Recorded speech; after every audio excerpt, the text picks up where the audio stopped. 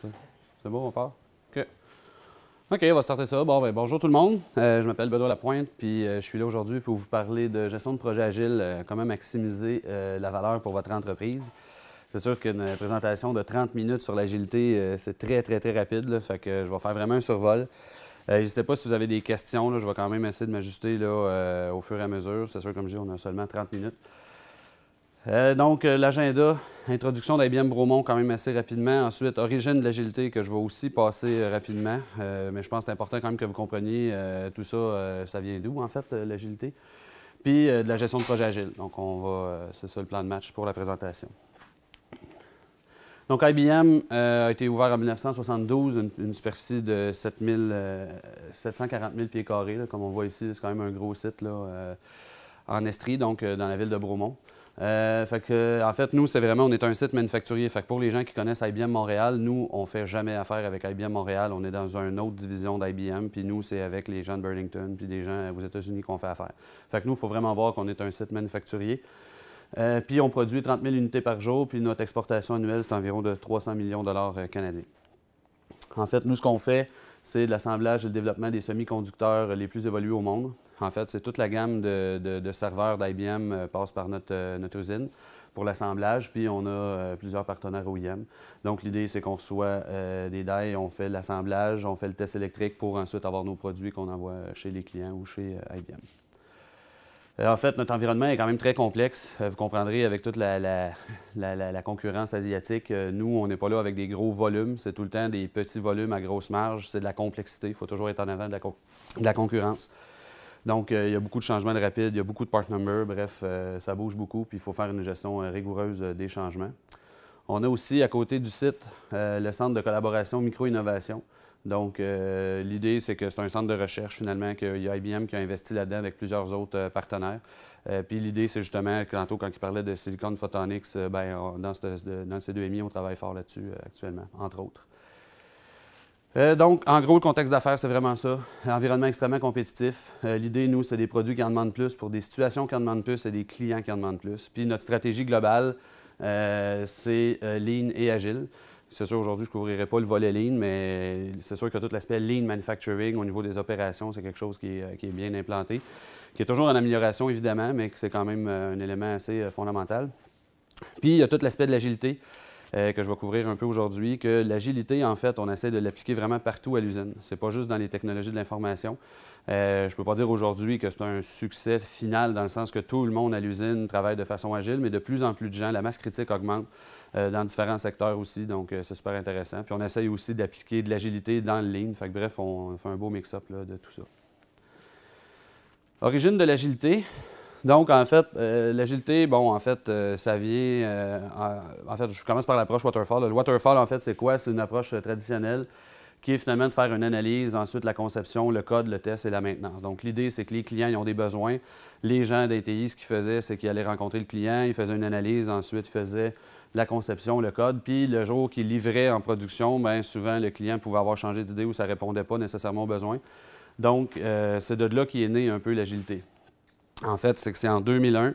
Il y a un groupe de 17 spécialistes en technologie de l'information qui se sont regroupés parce qu'ils voyaient bien qu'il y avait quelque chose qui ne fonctionnait pas, en fait, dans l'approche traditionnelle de faire du développement logiciel. Donc, en fait, à ce moment-là, sans savoir qu'ils étaient pour créer un mouvement, ils ont créé le Manifeste Agile. Puis, en fait, le Manifeste Agile se décline avec les 4 points qui sont là. De dire que les individus puis les interactions, plus que les processus et les outils. L'idée ici, puis là, ça c'est super important quand on parle d'agilité, c'est pas que, mettons dans cette phrase-là, que les processus puis les outils, c'est pas important. C'est très important, les processus puis les outils. Par contre, dans une approche agile, c'est vraiment les individus puis les interactions qui sont plus importantes. Fait que c'est ça pour toutes les phrases, en fait. Toutes les phrases qui sont là, la partie de droite est importante, mais la partie de gauche l'est encore plus. Parce qu'après, mettons, je pourrais juste lire la deuxième, des logiciels opérationnels plus qu'une documentation exhaustive.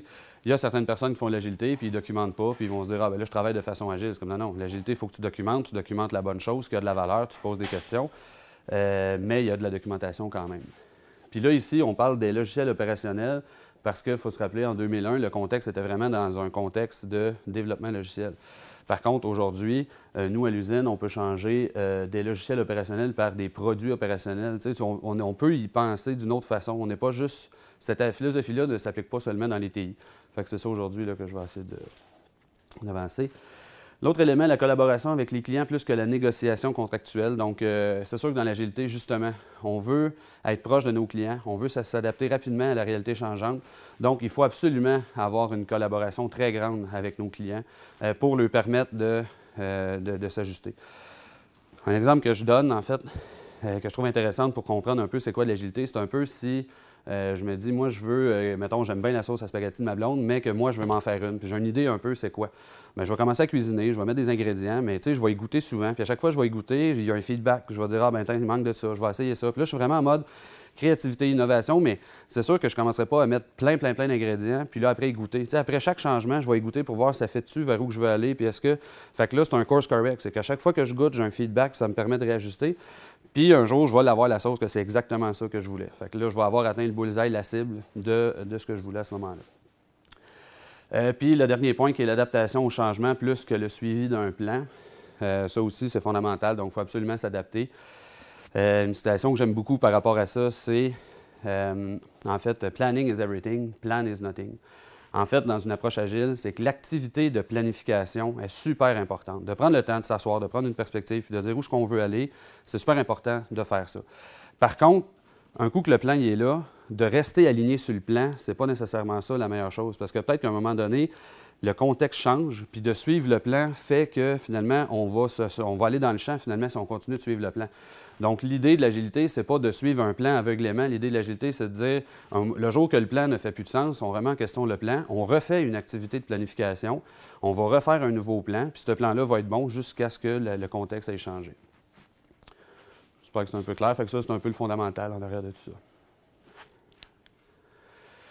Donc, avec le temps, plusieurs cadres et certifications ont été développés en lien avec la philosophie agile, toujours en lien avec les technologies de l'information. Fait que là, ce qui est arrivé, c'est que, puis là, ça, c'est une autre chose souvent que l'agilité, les gens ils ont de la misère, c'est que les gens vont dire « Ah, Scrum, c'est agile » ou pour ceux qui connaissent le cadre du Scrum, ils vont penser que la seule façon d'implémenter Scrum, c'est l'agilité. En fait, l'agilité, c'est les 4 principes que je viens de vous montrer là. Puis après ça, il y a plein de façons de faire de l'agilité. Il n'y a pas seulement Scrum. C'est juste qu'avec le temps, il y a vraiment des gens qui ont développé, ils ont écrit des livres, ils ont fait des certifications payantes. Puis il y a comme une industrie qui s'est bâtie autour de cette philosophie-là. Puis là, c'est sûr qu'aujourd'hui, on parle beaucoup de Scrum comme étant la façon de faire de la gestion de projet agile ou de travailler de façon agile. Mais sachez que ce n'est pas la seule, ce n'est pas l'unique, ce n'est pas nécessairement la meilleure, dépendamment de votre contexte. Mais c'est clair qu'elle est quand même la plus populaire, si on peut se le dire.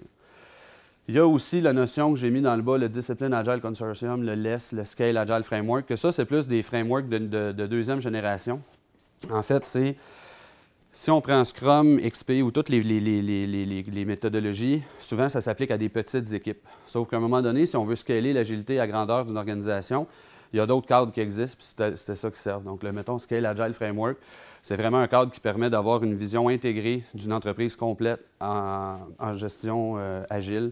Puis pas juste en gestion de projet, ça peut être autant au niveau des opérations, de la stratégie. Donc, fait que vous pouvez... Scale Agile Framework, c'est vraiment un très bon cadre, en fait, pour scaler l'agilité. Nous, chez IBM, comme à notre habitude, en fait, on a toujours tendance à refaire les choses, puis c'est bien, on a repackagé. Fait qu'au lieu de prendre le Scrum ou Safe ou peu importe quoi, c'est que IBM a décidé de faire son propre agile ou de déterminer pour IBM c'était quoi l'agilité. Puis honnêtement, c'est pas parce que je travaille là, mais je trouve que le résultat est génial. Non, pas vrai. Les 3 principes d'IBM, je trouve que ça résume bien c'est quoi l'agilité. Parce qu'en fait, l'idée de Jenny, qui est la directrice générale de l'usine, l'idée, ce qu'elle disait à ce moment-là, c'est ça fait 2 ans qu'elle a dit ce statement-là, c'est-à-dire que dans tout ce qu'on fait, on veut le faire de façon agile. C'est quoi l'agilité pour IBM? C'est de regarder l'outcome, prototyper, itérer avec des équipes multidisciplinaires. Puis à ce moment-là, il y a 2 ans, il y avait plusieurs équipes qui faisaient de l'agilité, mais elle voulait vraiment qu'on scale ça au niveau de l'entreprise. Puis quand on parle de l'entreprise, c'est pas nécessairement juste TI, c'est finance, c'est marketing, c'est opération, c'est ingénierie, c'est tout le monde. Mais là, il fallait un petit peu adapter le discours du manifeste agile puis de tout ça. Donc, on est sorti avec ces 3 principes-là, qui sont très simples, en fait. Begin with clarity about the outcome. Donc, l'idée, c'est de savoir c'est où qu'on veut aller. Ensuite, puis de tout ça, en fait, de savoir où est-ce qu'on veut aller, mais savoir pour nos clients, c'est quoi qui a de la valeur, c'est quoi qui est un waste, de vraiment là, savoir c'est quoi la cible, il est où notre bullseye, justement. La deuxième étape, c'est Lessons Learned and Course Correct, rather than wait until it's perfect. Donc, c'est de dire, regarde, on se met en mouvement. On va de l'avant, on le sait que c'est par là qu'on veut aller. On aurait beau se faire de la documentation, des papiers à pu finir pour se faire une belle stratégie, mais à un moment donné, il faut se mettre en mouvement, il faut avancer. Puis en avançant, ben, c'est là qu'on va apprendre, puis qu'on va découvrir, puis qu'on va réajuster notre plan. Un exemple que j'aime donner par rapport à ça, c'est la fameuse exemple que, mettons, on est de nuit le soir avec notre flashlight. Notre flashlight, à un moment donné, va nous amener une lumière jusqu'à un certain point de vue. On le sait qu'on veut peut-être aller au nord par là-bas, mais on pourrait se faire plein de plans. Mais on ne le sait pas, y a-t-il un lac en avant, une falaise, on n'a aucune espèce d'idée. Puis le seul moyen de le savoir, c'est de faire un premier pas en avant. Puis là, notre champ de vision va comme augmenter. Puis c'est de se mettre en mouvement, puis de voir que si à un moment donné, entre notre objectif puis nous, il y a un lac, bien là, ça va être de se poser la question, on contourne-tu le lac, on fait-tu un canot, qu'est-ce qu'on fait? Mais à un moment donné, c'est vraiment de s'ajuster avec ce qu'on va découvrir. Donc, c'est là le Lessons Learned in Course Correct qui est super important. Puis finalement, encourager le Self-Directed Team, en fait, c'est vraiment de dire « empower the team », de ramener les décisions au bon niveau. Ça, c'est un élément, je dirais, assez culturel qui est même... qu'on réussit quand même à Bromont, mais que ça reste difficile à certains niveaux, là, parce que ça veut dire, en bout de ligne, qu'on veut vraiment que les équipes prennent le plus de décisions possible. Puis qu'en fait, parce que les équipes qui travaillent de façon agile, c'est eux autres qui génèrent de la valeur pour l'entreprise. Puis en fait, l'équipe de gestion, elle, est là pour s'arranger que le système autour des équipes soit le plus optimal possible. Fait que donc, pour ça, il faut vraiment écouter nos gens, il faut vraiment parler avec les équipes, puis c'est eux qui vont souvent savoir la meilleure façon où ils vont pouvoir amener des super bonnes idées pour améliorer les choses. Donc, en fait, c'est vraiment de empower the team, de ne pas faire de micro-gestion quand vous êtes manager, puis de vraiment là, laisser l'équipe faire des essais-erreurs, d'être dans un contexte de quick, faire des quick wins le plus possible, mais de aussi fail fast. Si on a failé, bien failons fast. Si on veut essayer quelque chose, essayons-le, puis si ça ne fonctionne pas, corrigeons le tir, puis allons de l'avant. Fait que ça, c'est super important.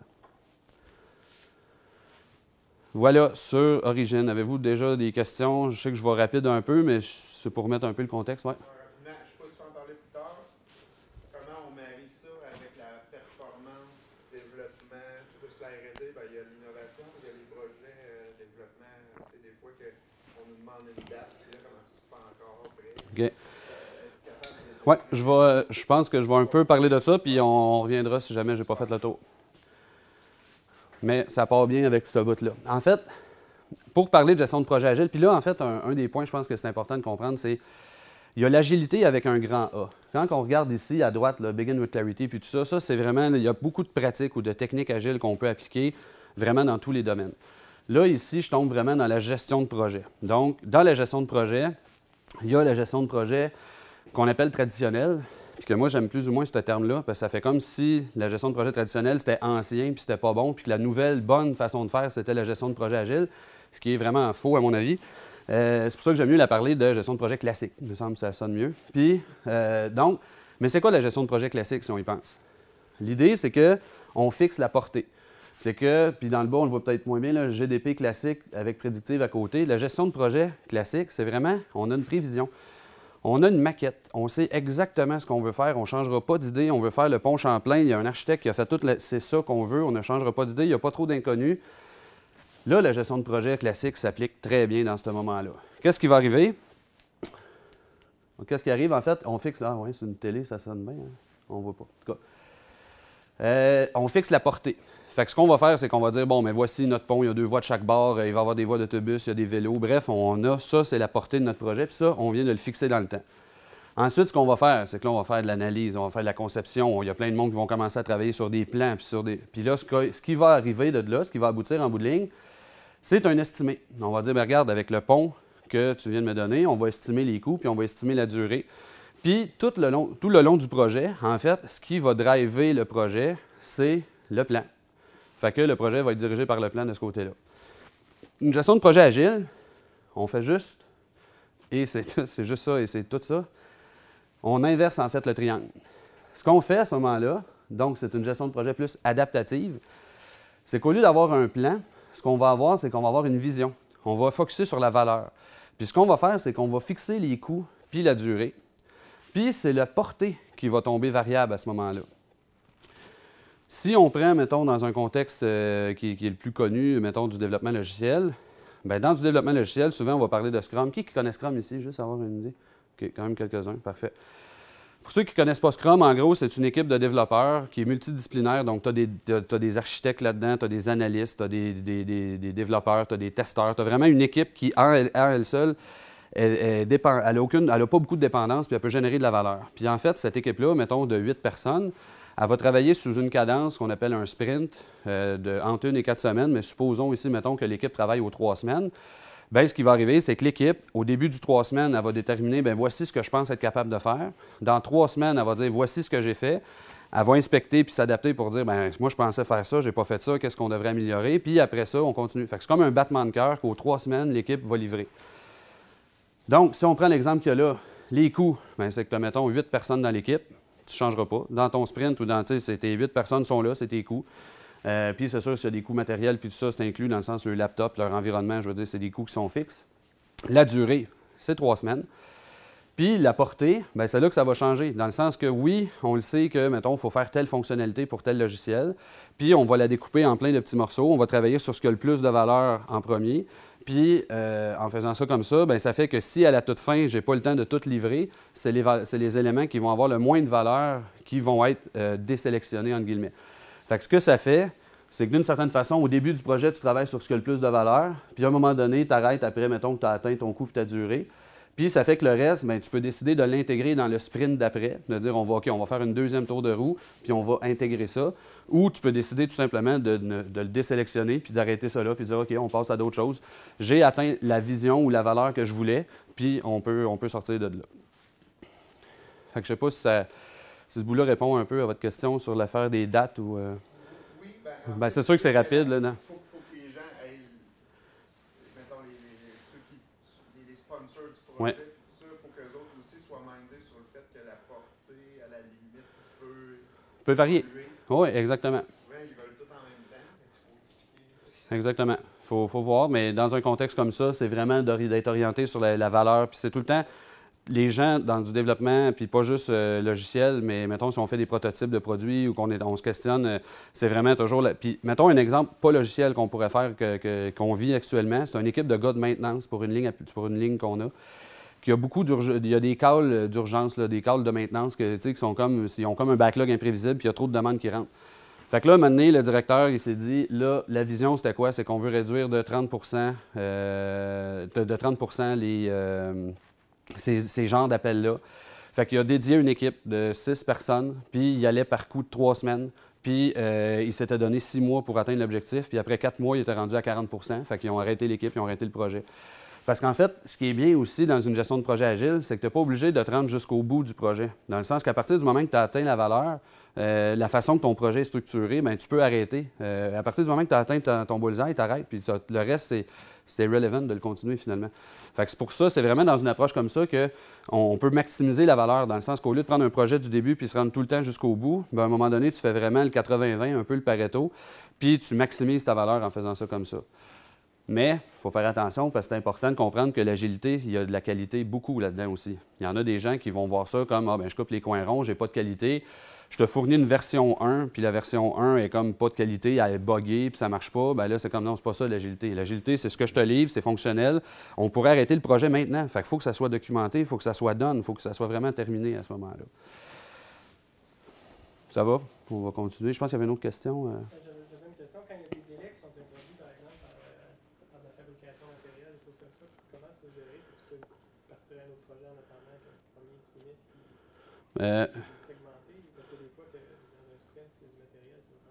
Bien, nous, les équipes, en fait, je te dirais, qui font... la majorité des équipes, c'est pas juste du TI, tu as d'autres genres d'équipes, mais eux, il n'y a pas nécessairement de matériel à ce moment-là. Ceux qui font du matériel, ce qu'on fait, c'est qu'on utilise plus des principes de safe. Puis, en fait, c'est qu'on essaie d'avoir une synchronisation. Ça veut dire que, mettons que tu as une équipe qui, elle... Parce que des fois, tu peux avoir un mélange des deux, dans le sens que tu peux avoir une équipe qui fait du hardware, qui, elle, va être plus dirigée par le plan, parce qu'en fait, elle a, mettons, un outil à développer ou une ligne, elle a vraiment de quoi de précis. Mais elle veut faire affaire avec des équipes agiles qui, eux autres, c'est comme « donne-moi en gros le scope, puis je vais faire arriver ça ». Fait que ce qu'on fait, c'est qu'on essaie de mettre une cadence qui synchronise les équipes. Fait que là, tu vas avoir une équipe hardware qui va marcher en gestion de projet traditionnel, qui, elle va essayer de découper son projet, pas nécessairement par jalon, mais pour dire, bien, essayer de marcher par MVP quand même, là, de dire, bien, ça, ce premier livrable-là pourrait fonctionner. Puis après, ce qu'on fait, nous, c'est qu'on s'aligne entre nos équipes. Ça veut dire que, mettons, tu as l'équipe de traditionnelle ou classique qui, elle, mettons, aux 3 semaines, elle va dire, elle pense à être où. Puis nous, tu sais, c'est où qu'on est avec nos sprints. Là. Fait qu'on essaie de s'aligner. Mais en ce moment, c'est pas parfait. On travaille là-dessus en ce moment. Là. C'est un des défis, mais ça va quand même bien. Puis on avance là-dedans, je dirais. Là. On le sait où on veut aller. Là, c'est juste d'itérer là-dedans puis d'avancer. Là.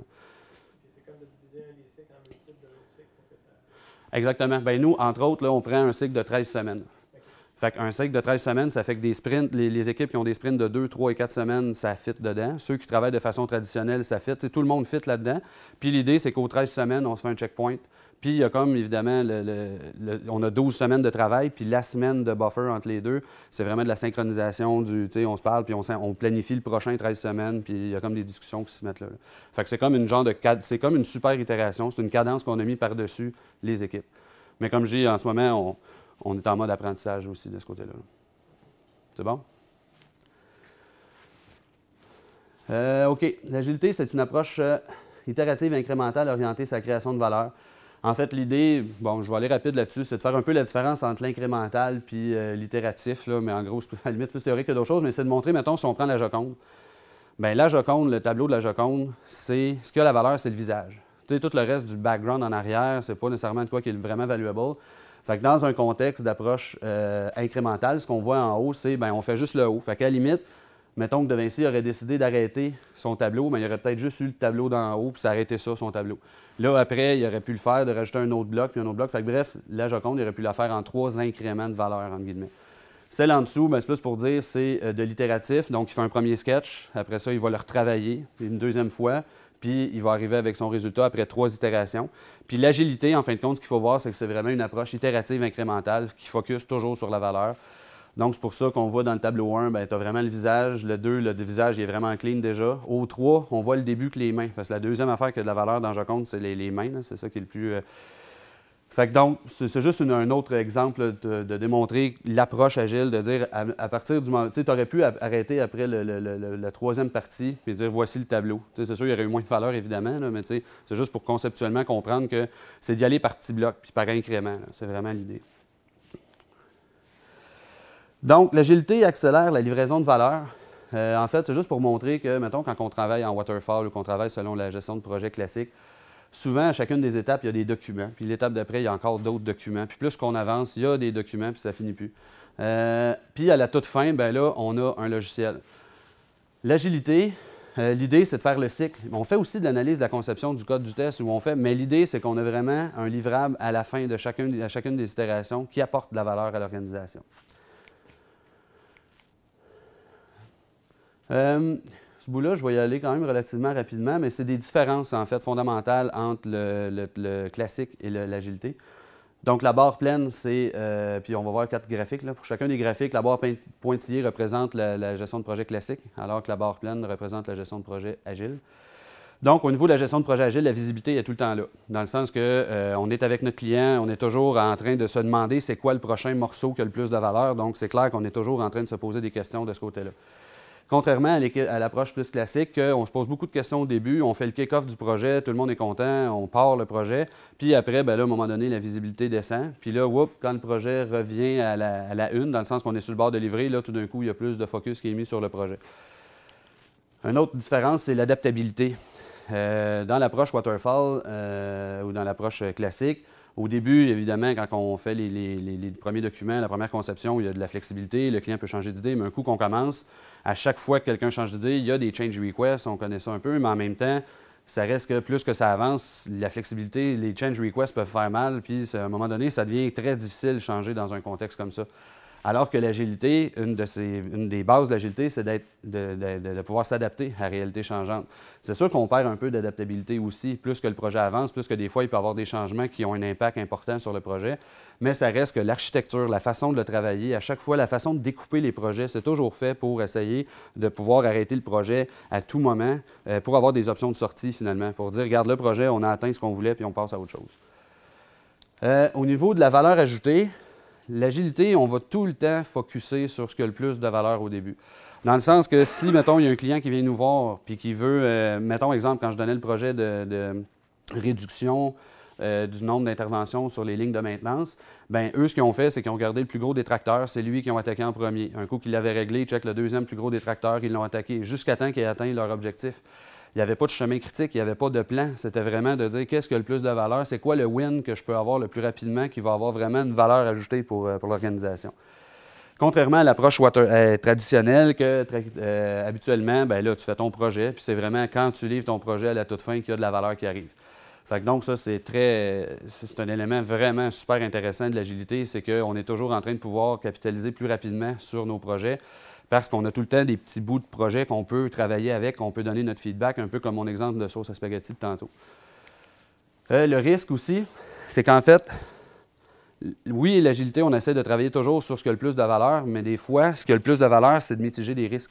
Donc, c'est pas rare dans une gestion de projet agile que l'élément le plus risqué du projet, au lieu de le mettre dans un chemin critique puis de travailler dessus dans 4-5 mois, parce que selon la séquence du gestionnaire de projet, c'est là qu'on devrait travailler dessus, bien si c'est le plus gros risque pour le projet, on va l'attaquer au début. On va faire du prototyping, on va essayer des choses, on va regarder comment on pourrait faire arriver ce risque-là. Pas nécessairement résoudre toute la situation, mais s'assurer de mitiger les risques. Fait que donc, ça, c'est la différence avec la gestion de projet plus classique en tant que telle. Mais même si moins de valeur, parce que... Bien là, c'est le ratio. C'est ça, exactement. Tu sais, je vais t'avouer, si tu as vraiment un risque, si tu as un risque qui peut mettre ton projet, qui peut faire que ton projet n'arrive pas pantoute, bien là, tu vas le mettre, tu vas le starter. Typiquement, mettons, sur des plus gros projets, ta première itération, souvent, c'est que tu vas la remplir de tout ce qui est le plus risqué pour faire des proof of concept, puis essayer des affaires. Puis là, tu vas apprendre au bout dans ces premiers 3 semaines-là. Puis là, au deuxième, là, tu vas commencer à attaquer les éléments de valeur ajoutée pour tout de suite qu'après 6 semaines, tu aies déjà de quoi à donner à tes clients, puis qu'en plus, tu as mitigé un peu tes risques ou tu sais un peu plus où tu t'en vas. Donc, l'avantage d'une gestion de projet agile, c'est la capitalisation accélérée. Donc, vu qu'on livre de façon incrémentale de la valeur, bien, on capitalise beaucoup plus rapidement. Le temps au marché est plus rapide, on peut s'adapter à la réalité changeante. Puis, les réductions du risque de dépassement de délai et de coûts, dans le sens que, tu sais, si on est vraiment très, sans dire dogmatique, là, mais ça, en limite, on peut embarquer là-dessus vite, vite. Il ne faut pas être trop dogmatique si vous voulez amener l'agilité dans les organisations, parce qu'à un moment donné, les gens vont se braquer. Fait qu'il faut quand même rester flexible dans notre approche avec l'agilité. Mais justement, ce que je veux dire ici, il y a une réduction du dépassement de coûts et de délais, parce qu'en fait, c'est les fonctionnalités qui écopent, entre guillemets. C'est qu'on va s'assurer qu'au lieu de tasser la date, c'est comme nous, en fait, là, moi, il y a une équipe que je gère, puis on livre aux 3 semaines, on ne change jamais la date. C'est aux 3 semaines qu'on livre, ça ne coûte jamais plus cher, c'est vraiment, là, ça se peut pas que ça coûte plus. Je veux dire, on marche de cette façon-là. Sauf qu'à la fin, c'est juste qu'on n'a pas nécessairement tout livré ce qu'on avait dit, mais on a livré ce qui avait le plus de valeur, puis on s'est assuré que le client, que ce qu'on a livré, c'était ça qui avait le plus de valeur. Fait que d'une certaine façon, c'est assez gagnant. Disclaimer, pour être sûr, attention, la gestion de projet adaptative ne s'applique pas partout. Une gestion de projet classique prédictive est de mise lorsque la portée du projet est fixée, qu'il y a peu d'inconnus et que le projet n'est pas sujet à des changements majeurs. Exemple, construction d'un pont. Ce qui peut être dangereux à un moment donné, c'est de dire on fait tout agile, puis là, on va perdre beaucoup de crédibilité parce qu'il y a certains projets que quand on sait exactement ce qu'on veut, que ça ne changera pas, puis qu'il n'y a pas d'inconnus, bien là, la gestion de projet classique, sa grande force, c'est vraiment l'efficience de dire on va tout organiser nos tâches avec un chemin critique, on va organiser ça, là, ça va être très efficace et efficient. Donc ça, c'est dur à battre dans un contexte, tu sais, quand on le sait où est-ce qu'on s'en va. Fait que l'agilité, ce qui est le fun, c'est vraiment la notion d'inconnu, de créativité, puis oui, on va essayer des choses. Quand on le sait exactement ce qu'on veut faire, on ne veut pas essayer nécessairement des choses. On veut aller de l'avant puis maximiser la valeur. Fait que c'était juste un petit disclaimer par rapport à cela. Par contre, certains outils et concepts d'agilité peuvent s'appliquer à une gestion de projet classique. Dans le sens que, bon, mettons que vous dites, bon, j'ai un projet, puis c'est un projet que c'est très fixe, il n'y a pas d'inconnu, il n'y a pas je sais où je m'en vais, c'est très prédictif. Bien, il y a certains éléments du monde agile qui pourraient être intégrés, dans le sens de l'optimisation du mode opératoire pendant le projet. Dans l'approche agile, souvent, où les gens qui font du Scrum, c'est que tu as toujours une rétrospective à chaque fin de sprint. Donc, à chaque 3 semaines, mettons, les équipes vont se poser des questions sur comment on peut s'améliorer finalement, comment on pourrait faire les choses mieux. C'est un genre de post-mortem. Au lieu d'attendre à la fin d'un projet d'1 an pour faire un post-mortem, puis de finalement peut-être pas l'appliquer au prochain projet, ce qui arrive parfois, j'imagine, chez vous. En tout cas, chez nous, ça arrivait. L'idée, c'est de dire, aux 3 semaines, on se pose la question, ou à chaque mois, on se pose la question, puis on intègre tout de suite des changements pour s'améliorer. Fait que ça, pas besoin de faire de la gestion de projet classique, où ça s'applique tout le temps, cette notion-là. Par contre, certains outils et concepts d'agilité peuvent s'appliquer à une gestion de projet classique. Dans le sens que, bon, mettons que vous dites, bon, j'ai un projet, puis c'est un projet que c'est très fixe, il n'y a pas d'inconnu, il n'y a pas je sais où je m'en vais, c'est très prédictif. Bien, il y a certains éléments du monde agile qui pourraient être intégrés, dans le sens de l'optimisation du mode opératoire pendant le projet. Dans l'approche agile, souvent, où les gens qui font du Scrum, c'est que tu as toujours une rétrospective à chaque fin de sprint. Donc, à chaque 3 semaines, mettons, les équipes vont se poser des questions sur comment on peut s'améliorer finalement, comment on pourrait faire les choses mieux. C'est un genre de post-mortem. Au lieu d'attendre à la fin d'un projet d'1 an pour faire un post-mortem, puis de finalement peut-être pas l'appliquer au prochain projet, ce qui arrive parfois, j'imagine, chez vous. En tout cas, chez nous, ça arrivait. L'idée, c'est de dire, aux 3 semaines, on se pose la question, ou à chaque mois, on se pose la question, puis on intègre tout de suite des changements pour s'améliorer. Fait que ça, pas besoin de faire de la gestion de projet classique, où ça s'applique tout le temps, cette notion-là. Donc, les rétrospectives fréquentes au lieu d'avoir un post-mortem, des rencontres régulières pour favoriser la collaboration. Il y a une technique agile qu'on appelle le stand-up ou dans le lean, c'est des gambas, là, mais c'est vraiment de rassembler les gens ensemble et de se poser des questions.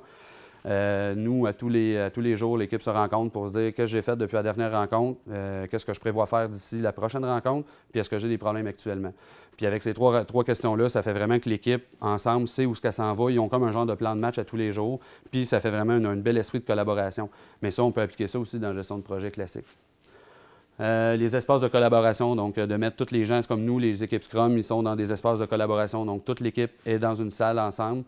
Ils ont chacun leur bureau, évidemment, mais il y a comme un projecteur, il y a un tableau, il y a comme tout ce qu'il faut pour pouvoir faire un meeting comme ça, sans avoir à se louer une salle ou quoi que ce soit. Quand un client arrive, ben paf, on est dans une zone de collaboration. Encore là, c'est un élément qu'on pourrait appliquer dans la gestion de projet traditionnelle ou classique. Fait que voilà. Je ne sais pas si... Ouais. Vous avez des Scrum Masters, je Ouais. suppose. Est-ce qu'un Scrum Master met un petit peu de pression sur l'équipe? Non. En fait, je te dirais, en théorie, c'est plus un PO qui va mettre de la pression sur des équipes, puis le Scrum Master qui va remettre le PO à sa place. C'est plus ça. Mais tu sais, parce qu'on dit dans certaines dynamiques d'équipe, puis je pense pas que personne n'est parfait, là, il y a tout le temps des fois des joueurs qui tirent de la patte un peu plus que d'autres. Ouais. Est-ce que c'est pas le rôle un peu du Scrum Master de dire, ben, tu nous as dit que tu allais faire ça hier, là, aujourd'hui, Ouais. c'est pas Non, fini, c'est pas le rôle. En fait, c'est, mettons qu'on y va, je sais pas si tu connais les 5 Dysfunctions of a Team de Patrick Lencioni. Là. C'est un... Le nom, c'est quoi? En tout cas, c'est une. Ça, vous pouvez peut-être le prendre en note, là, les 5 Dysfunctions of a Team. C'est vraiment les dysfonctions d'une équipe pour que ça soit une équipe vraiment bien engagée puis une équipe très performante. Puis, en fait, l'idée, c'est un peu comme la pyramide de Maslow, mais au niveau des équipes. Puis, la première étape, c'est le trust. Il faut que les gens dans une équipe se trussent. La deuxième étape, c'est ne pas avoir peur des conflits. Il faut être prêt à se challenger. Puis pour ça, il faut avoir le trust, évidemment. Quand on a le trust, on est prêt à se challenger pour pas que, quand on parle de quelque chose, puis que tout le monde dit oui, oui, oui, puis qu'en dedans, tout le monde pense non, ça, c'est vraiment mauvais pour une équipe. Ça, quand tu as ça, tu n'as pas peur des conflits, tu peux passer à l'étape suivante qui est le buy-in. Parce que là, si on est tous d'accord, on s'est tous dit nos cas de vérité, on n'a pas eu peur des conflits, bien là, on peut avoir un vrai buy-in d'équipe. L'étape d'après, c'est le low standard. C'est qu'à partir du moment qu'il y a quelqu'un dans l'équipe qui ralentit la performance de l'équipe, c'est à l'équipe, et non au manager ou au Scrum Master, ou c'est à l'équipe d'aller... Eux autres mêmes disent, regarde, on s'est entendu là-dessus, on avait un buy-in, on a tout dit ce qu'on avait à dire, mais là, tu ne respectes pas les ententes qu'on s'est données, ou tu sais, as-tu des problèmes, c'est-tu le process qui n'est pas bon, mais tu sais, c'est à l'équipe d'être... Tu sais, quand on parle d'empower the team, ça va jusque-là. Puis après, tu as la cinquième étape qui est l'inattention sur ces résultats. C'est que malgré tout ça, il y a des gens qui sont très individualistes, puis que dans un mode Scrum, tu passes de l'individuel vers le collectif. Fait que quelqu'un qui est habitué de shiner, d'être la star, d'être seul en dessous de la lumière, quand tu le mets dans une équipe Scrum, il y a bien de la misère, parce que là, tu sais, c'est l'équipe qui shine, c'est tout le temps un succès d'équipe, puis c'est toujours... Fait que là, ça, c'est le dernier point, là, c'est de vraiment ramener que oui, tu peux te développer comme individu dans une équipe Scrum, ou d'une équipe agile, mais c'est vraiment en lien avec la collectivité. Je prends souvent l'analogie de l'aviron. Tu sais, ceux qui gagnent les Olympiques en aviron, mettons, à 5, c'est parce qu'ils sont vraiment timés, cadencés, ils ont un objectif, sont vraiment, tu sais, c'est l'exemple parfait d'alignement stratégique. Tu sais. C'est ça qu'on veut d'une équipe Scrum. Mais en même temps, il faut que chacun dans le canot soit capable de développer ses compétences technologiques ou tu sais, qu'il y ait un défi personnel à travers ça. Puis ça aussi, ça se fait en équipe. Fait que donc, le Scrum Master, c'est sûr qu'au début, le Scrum Master, il est là pour être le gardien du cadre, s'assurer que les choses évoluent de la bonne façon. Mais en théorie, le Scrum Master devrait phase out. Puis si jamais il y a un problème que quelqu'un s'est engagé à faire de quoi et qu'il ne le fait pas, ça devrait, en théorie, être l'équipe qui le fait. Fait que le Scrum Master devrait plus intervenir au niveau de l'équipe. Puis dire que, tu sais, quand il y a des problèmes de performance, comment vous devriez adresser ça ensemble? Puis vraiment plus de coacher l'équipe à elle-même adresser ce problème-là. Et non d'aller directement s'en occuper. Là. Mais quand tu fais partie d'une équipe, souvent, tu parles d'entraide d'un et l'autre, il y a des difficultés, mais quand tu as une personne dans l'équipe qui n'a pas le skill, l'équipe est portée Ouais. souvent à le protéger aussi quand même. Là, tu ne fais pas dans cette situation-là. En fait, nous autres, on applique le modèle T-shape. C'est qu'en fait, le modèle T-shape, c'est que souvent les gens ils ont des compétences, donc le I. Puis l'idée, c'est de développer des compétences transversales, donc le T, ou des compétences plus générales. Fait que nous, comment ça fonctionne, c'est que, mettons, pour une équipe, ce qu'on fait, c'est qu'on regarde c'est quoi les compétences clés pour réaliser la valeur. Puis, on a donc la liste des compétences, on a la liste des joueurs, puis il y a un ranking à travers tout ça. Puis, il y a vraiment comme un future state de dire, dans l'équipe, ou mettons qu'il y a une compétence clé, que c'est juste une personne qui a, bien, c'est clair qu'on se met en mouvement pour dire, bien là, comment que l'équipe s'organise pour qu'on ne soit pas vulnérable. Parce qu'on veut pas que, tu sais, nous, on n'est plus dans une approche de faire des backups, de dire, j'ai mon expert et son backup. Puis si l'expert s'en va, bien là, je suis fait. Puis là, c'est le backup qui prend relève. Puis là, il forme un autre. Tu sais, l'idée, c'est vraiment une responsabilité collective. C'est sûr que dans l'équipe, tu en as un qui est plus expert que les autres. Mais ça reste qu'il y a vraiment un ramp-up qui se fait au sein de l'équipe. Fait que je ne sais pas si ça répond un peu. Ouais. On sait que 80% de la performance dans une organisation dépend des activités qu'une personne va faire. Et que dans la majorité du temps, ces activités-là reposent sur ses comportements. Quand la personne ne les a pas, vous faites quoi? Ouf. Je suis pas sûr de bien. Je te dis. Ouais. Quand tu as un bassin de 1000 employés, Ouais. tu peux les choisir. Mais quand tu es dans une PME, tu en as peut-être 50. Tu Ouais. n'as pas le choix. Il y en a un qui est trop petit ou trop gros ou trop grand. Tu fais quoi avec ça? Au niveau du travail ou des. Je parle du travail. C'est ça. Nous, en fait, ce qu'on fait, c'est qu'on appelle ça featureiser. C'est qu'en fait, les projets ou les activités, parce que là, c'est un peu ça, je ne sais pas, dans les autres organisations, mais nous, chez IBM, il y a des projets, il y a des initiatives, il y a des katas, il y a des 8S, il y a comme plein d'affaires qui veulent dire projet, mais qu'on nomme pas projet parce qu'on ne veut pas aller dans le bureau de projet pour justifier nos ressources. Là, c'est un peu... Mais, en tout cas, je pense que c'est un peu pareil pour vous autres. Fait que, bref, mais ce qu'on essaye de faire le plus possible, premièrement, c'est de manager le funnel. Donc, de plus possible, à cette heure, on essaye de rentrer toutes ces affaires-là qui ne s'appellent pas projet, mais qu'en fait, ça en est. On les envoie dans le bureau de projet pour manager le funnel. Puis ce qu'on fait, c'est qu'on découpe les projets à cette heure en features. Fait qu'un feature, c'est un scénario d'affaires qui apporte de la valeur. Fait qu'en fait, on essaie tout le temps de découper justement le plus possible la fonctionnalité. Fait que par exemple, on a une nouvelle ligne de production justement qu'il faut mettre en place. Bien, on a le projet, il s'appelle I4. Bon, on a le projet I4 qui est là.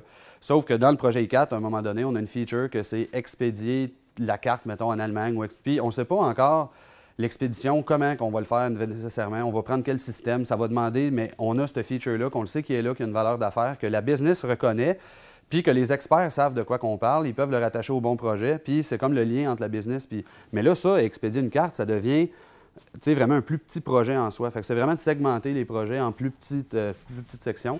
Puis là, après d'expédier la carte, tu peux avoir la solution full-blown argent, avec tout l'automatisme d'Industrie 4.0, que tout est génial, mais tu peux le faire aussi à bras, la première itération, puis de dire, regarde, on va le faire à bras, puis on va checker qu'est-ce qui coûte le plus cher, puis notre deuxième itération, on va aller où est-ce que le plus de gains à améliorer.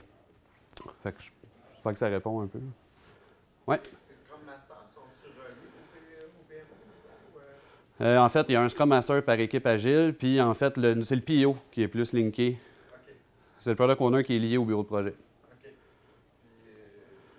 les Scrum Masters sont alloués en fonction des disponibilités ou bien Non, c'est un Scrum Master par équipe. OK.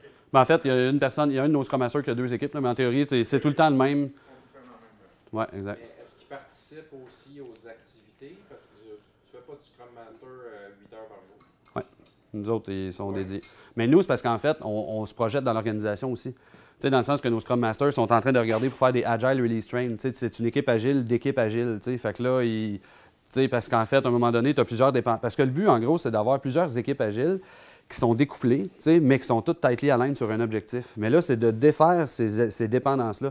Fait que, tu sais, une équipe qui, elle, n'est pas capable de rien produire par elle-même parce qu'elle est entourée de dépendances, il y a peut-être une question de comment on devrait réorganiser tout ça pour que le système génère de la valeur, tu sais. Puis là, c'est là que nos Scrum Masters, ils se posent des questions un peu par rapport à ça, puis la direction, puis la direction, évidemment. Mais là, ça, on est là, je te dirais. Là, en fait, ça fait longtemps qu'on est là. On a déjà brisé certaines dépendances, on a restructuré, on a réussi à amener d'autres départements, puis tu sais, ça grossit, mais on est encore là. C'est que, tu sais, à chaque fois que tu fais une transformation, tu te butes à la prochaine, au prochain niveau, puis là, c'est là qu'on est, là, tranquillement. Mais ça avance bien de ce côté-là.